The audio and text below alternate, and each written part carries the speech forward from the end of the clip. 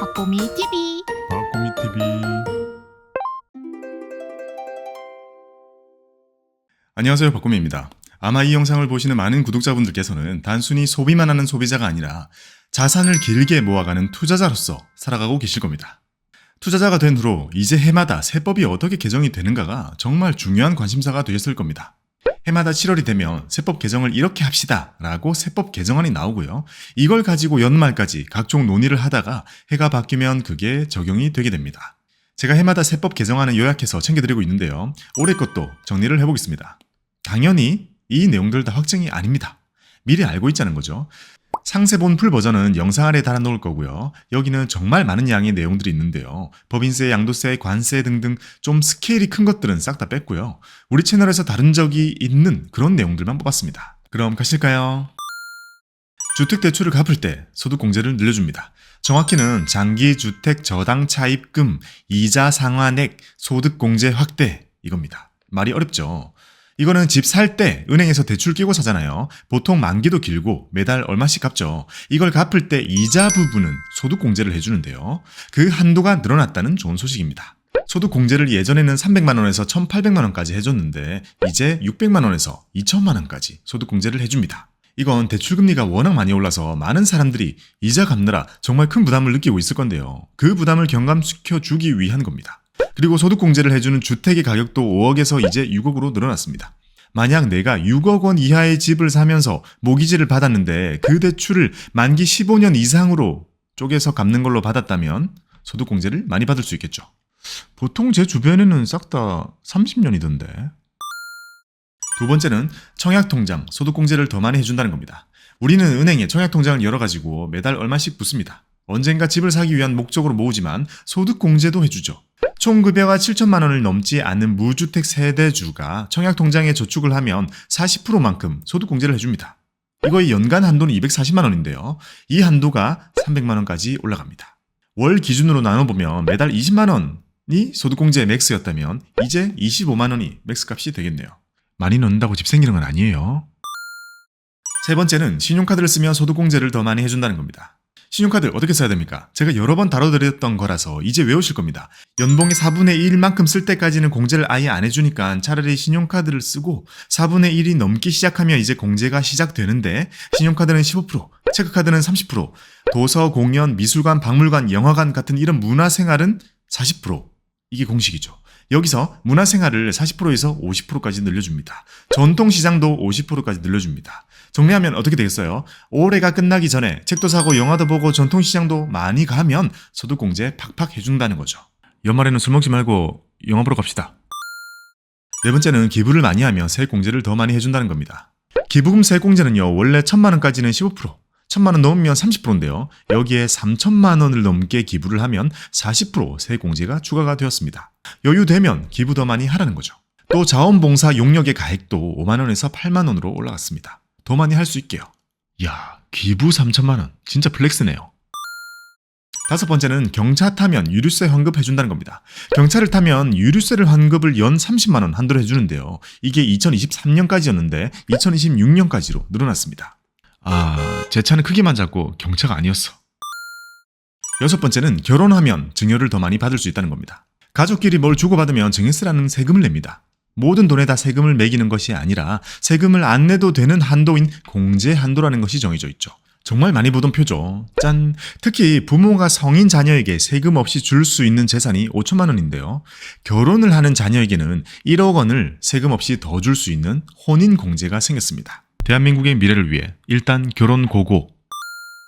일곱 번째, 자녀 장려금이 늘어납니다. 자녀 장려금을 받는 기준이 원래 소득 4천만 원 이하였는데요. 7천만 원 이하로 바뀌고요. 자녀 한 명당 80만 원 주던 것도 최대 100만 원까지로 늘어납니다. 대한민국의 미래를 위해 일단 출산 고고.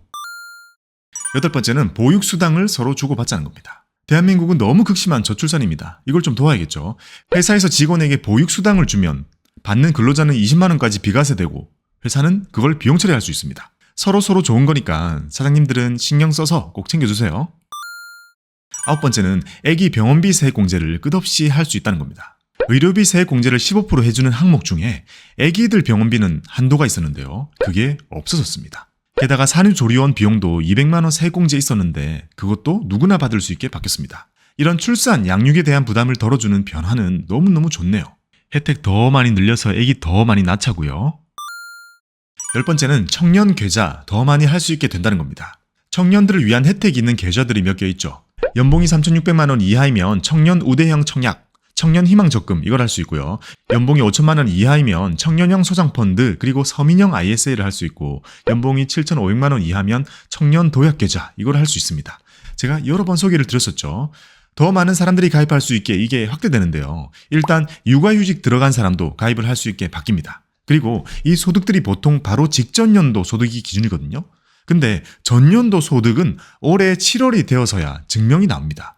그래서 가입을 하고 싶어도 못하는 사람들이 상당히 많았다는 건데요. 이제 1월달부터 7월달 사이에 가입하는 경우에는 전전년도 소득으로 만들 수 있게 해준다고 합니다. 우리 청년들 저축도 열심히, 투자도 열심히, 육아도 열심히. 11번째는 청년 계좌 기한이 연장된다는 겁니다. 청년형 소장펀드는 1년 연장, 장병내일 준비적금은 3년 연장, 청년 우대형 청약은 2년 연장됩니다. 청년일 때 실컷 해두세요. 있을 땐 소중한 걸 알기가 참 어렵습니다.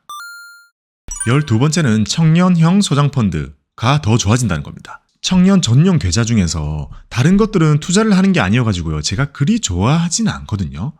유일하게 이 청년형 소장펀드 이거는 펀드를 골라서 투자를 하는 거라서 제가 영상으로도 이렇게 만든 적이 있었습니다.